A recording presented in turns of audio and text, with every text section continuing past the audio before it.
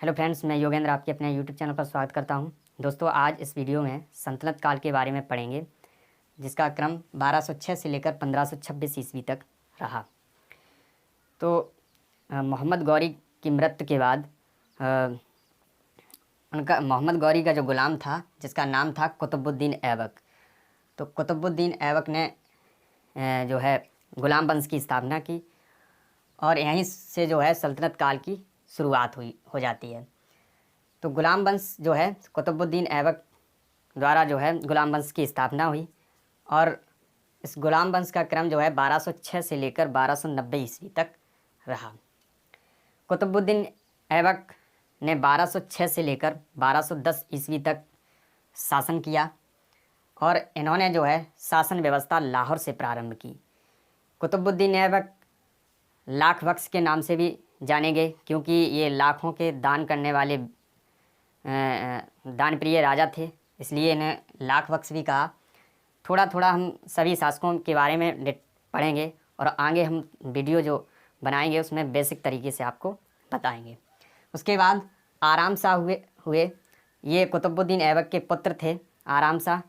तो ये सिर्फ जो है इन्होंने 8 महीने तक शासन किया। उसके बाद इनके बाद ये इल्तुतमिश, आराम शाह के बाद इल्तुतमिश जो है इन्होंने शासन किया। तो इनका जो है क्रम 1210 से लेकर 1236 ईस्वी तक रहा शासन व्यवस्था का। ये जो है कुतुबुद्दीन ऐबक के एक तरीके से दास थे इल्तुतमिश।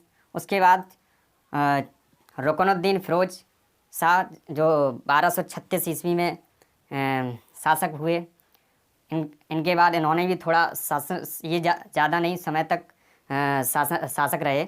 उसके बाद रज़िया सुल्तान, इनका क्रम जो है 1236 से लेकर 1240 ईस्वी तक रहा। ये मध्यकालीन भारत की ये प्रथम मुस्लिम शासका थी जो सुल्तान बनी हुई थी, एक शासक बनी हुई थी। उसके बाद बैराम शाह हुए, जिन्होंने शासन जो है 1240 से लेकर 1242 तक किया। उसके बाद अलाउद्दीन मसूद, जो कि 1242 से लेकर 1246 ईस्वी तक ये शासन करते हैं।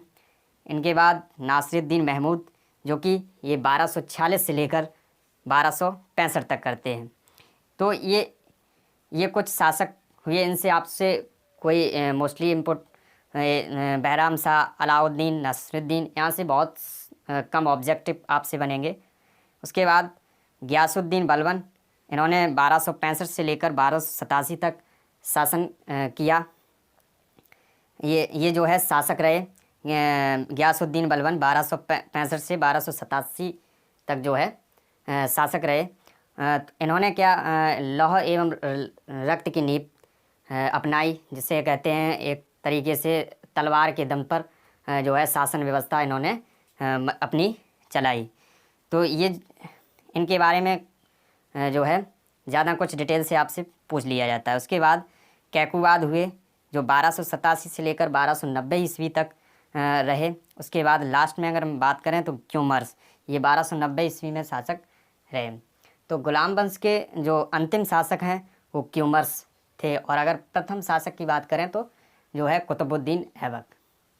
उसके बाद क्यूमर्स के बाद यहाँ पर जो है ग़ुलाम वंश कमज़ोर पड़ जाता है, तो कहीं ना कहीं ये ग़ुलाम वंश यहाँ पर समाप्त हो जाता है। उसके बाद खिलजी वंश की शुरुआत होती है। खिलजी वंश का क्रम देखें तो 1290 से 1320 तक रहा। इसमें पहले शासक हुए जलालुद्दीन फ़िरोज़ खिलजी, इन्होंने खिलजी वंश की स्थापना की। इनका क्रम 1290 से 1296 ईस्वी के बीच रहा।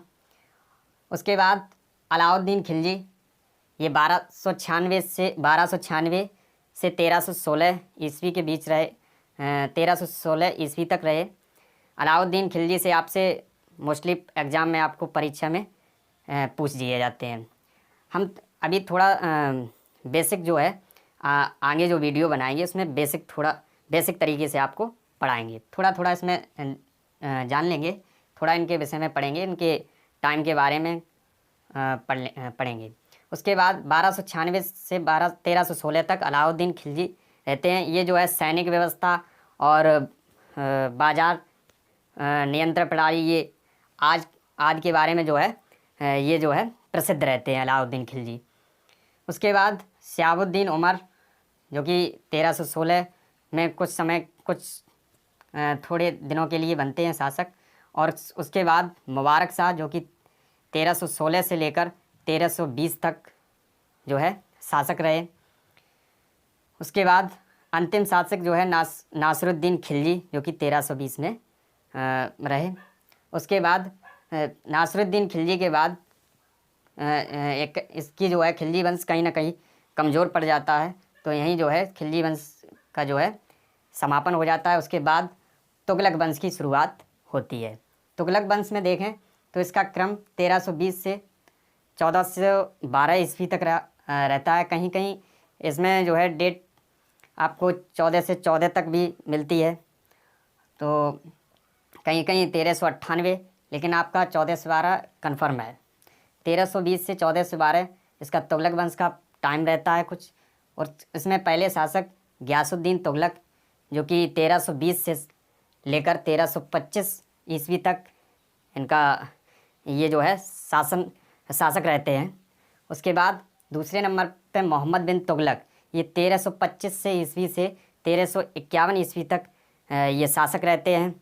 इनकी अगर हम बात करें तो ये पूरे संतलत काल में सबसे शिक्षित शासक रहे, शिक्षक शासक थे लेकिन इन्होंने जो भी कार्य किए वो कहीं ना कहीं असफल रहे।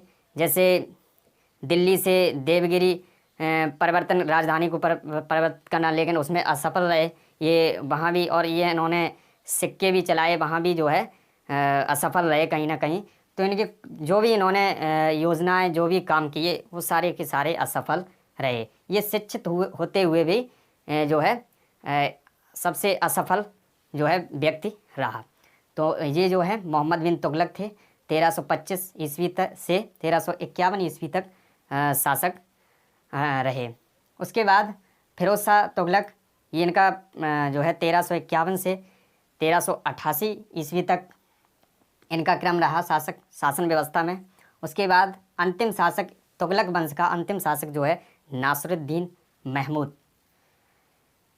नासिरुद्दीन महमूद जो है इनके बाद तुगलक वंश की जो है कमज़ोर पड़ गया। उसके बाद जो है जब तुगलक वंश कमज़ोर पड़ गया, उस समय फिर एक नया वंश शुरू हुआ जिसका नाम था सैयद वंश।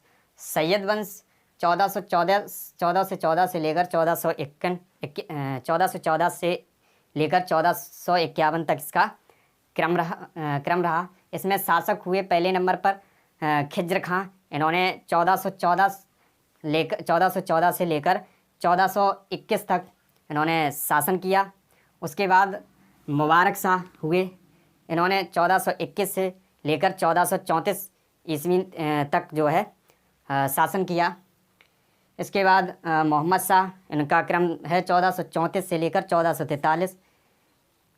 इसके बाद अंतिम शासक जो बात करें तो सैयद वंश का, तो अलाउद्दीन आलम शाह, जिन्होंने 1443 से लेकर 1451 ईस्वी तक शासन किया।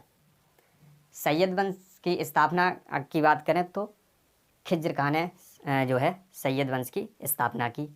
और इस सैयद वंश का जो अंतिम शासक है वो अलाउद्दीन आलम शाह, ये जो है अंतिम शासक रहा। उसके बाद इस वंश की समाप्ति के बाद लोधी वंश की शुरुआत हुई। लोधी वंश जो है 1451 से 1526 ईस्वी तक चला। इसमें पहले शासक हुए बहलोल लोधी, इनका क्रम है 1451 से 1489। उसके बाद सिकंदर लोधी हुए, इनका टाइम है 1489 से 1517 ईस्वी तक इनका शासन रहा। और ये शासक भी रहे 1489 से 1517 ईस्वी तक। और एक ये भी प्रश्न पूछ दिया जाता है कि आगरा शहर की स्थापना किसने की कहीं एग्ज़ाम में, तो ये जो है सिकंदर लोदी के द्वारा जो है आगरा शहर की स्थापना हुई थी। उन्होंने सिकंदर लोदी ने आगरा शहर की स्थापना की थी।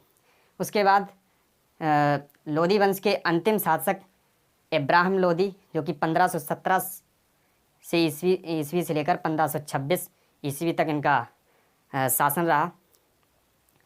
तो ये सल्तनत काल का क्रम जो है 1206 से लेकर 1526 ईस्वी तक